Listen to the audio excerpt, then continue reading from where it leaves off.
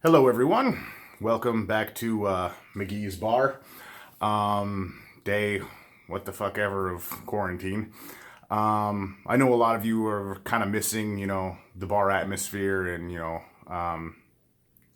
us bartenders making drinks for you.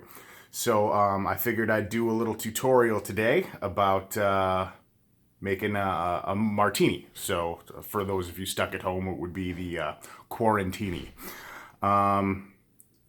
Using some of the Barstool Banter equipment, which I had to kind of modify.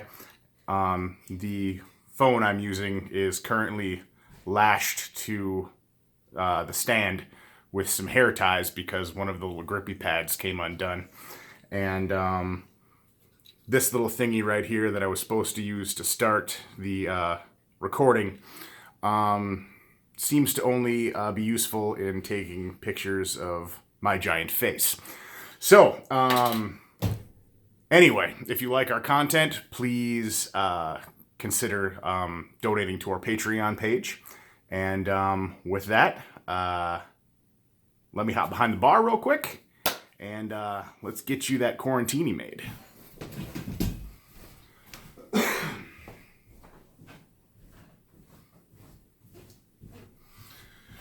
So, your basic martini is normally made with gin, but vodka is definitely a substitute that is made quite often. But today I'm going to be making a gin martini, or quarantini, I should say. So we're not going to be using the vodka today.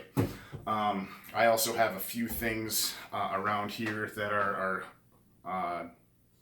not necessarily necessary ingredients to making a martini, but I got them, so here they are. So we're gonna start with our shaker, and we're gonna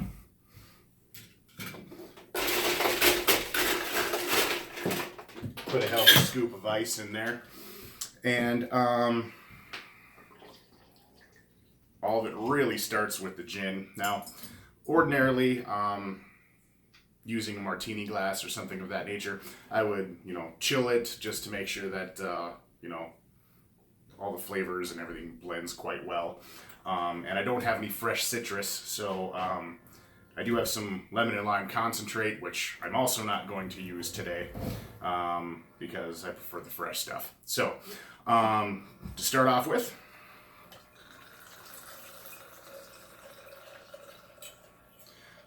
put about a double shot of gin in here. Now, I'm using a shaker. If you don't have a shaker at home, plastic glass works just as well. And if you would like to shake your gin martini, which will bruise the gin, which basically turns the flavors a lot more sharp and, enhances the notes of it and whatnot, a lot of people don't really like doing that.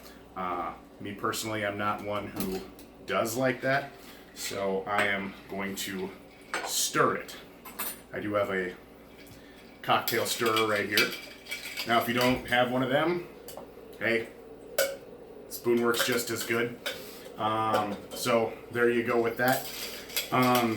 So give it a good little stir here, and then you're gonna want to strain this into a martini glass. Now, if you don't have a martini glass and you don't have something to strain it with, like a strainer here, go ahead and go to the kitchen, get yourself a colander and a cereal bowl, and you can just put that right on top of there and dump the whole mess in like that and pretend it's Saturday morning cartoons and just slurping up some milk.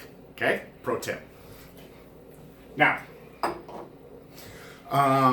building my martini, I'm not using this either. I prefer my martinis on the rocks, so I'm gonna get some more ice for my glass. Now, usually you add just a little bit of dry vermouth to your concoction. It just sort of helps with the notes and basically balances the cocktail a little bit. If you don't have any of this, there is a household substitute that you already have right in front of you, and that is, let's just add some more gin. That'll do it just fine. So, now that you got your gin in here, it's resting, it's stirred, whatever else. If you want to make it dirty, I do have some delightful blue cheese stuffed olives, which I find are really, really delicious in a martini of this nature. So, take a toothpick, stick one of those in, maybe strain a little juice in there. If you don't have that handy, there is another solution when it comes to that as well, and that is just put some more gin in there. So now that you've got all that situated and squared away, we're not going to be using the high martini glass and whatnot, so just going to take my cocktail strainer right there, and I'm just going to pour that right over that ice. Delicious. I'm using Roku Gin. Huge shout out to Adam Young, who turned me onto this stuff. Absolutely fabulous. Highly recommend it. But for those of you drinking it out of the cereal bowl, whatever's clever. So, from McGee's Place here and all of us here at Barstool Banter, thank you very much for watching. I hope this was informative to you. And I hope to see you in a month or so when I'm back making money. So, have a good one, y'all.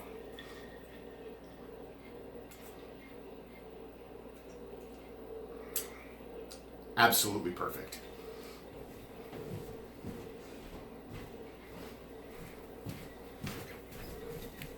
Bye-bye.